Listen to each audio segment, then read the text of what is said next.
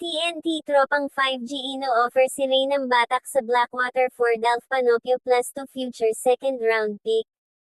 Wala pang official trade announcement para dito, pero base sa mga lumalabas na rumors at recent history ng TNT at Blackwater, eto ang analysis ko.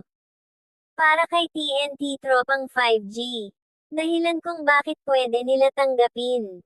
Dahil sa future assets na 2 picks at batang player na maaring rebuilding fuel.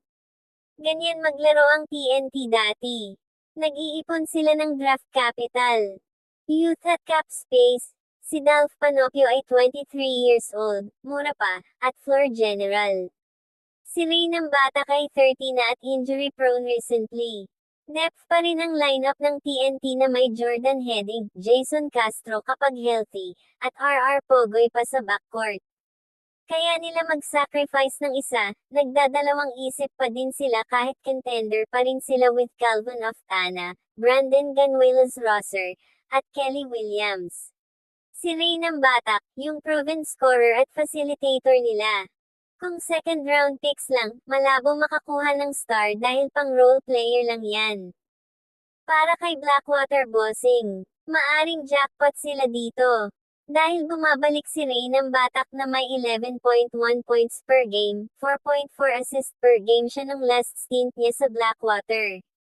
Need na need nila ng veteran scorer na tulad niya. Ang binigay lang nila ay si Dolph Panopio na hindi pa consistent at 2 picks na malayo pa. Kung gusto nila umangat na this season, si Reynam Batak yung sagot. Para sa rebuilding team, okay lang bitawan yung picks. Pero para sa TNT na contender, medyo masakit. Lamang pa rin ng konti ang Blackwater dito kung sakaling matuloy ang trade. Kasi si Reynam Batak proven na champion, at finals MVP, at kaya magbuhat ng team. Yung 2 second round picks.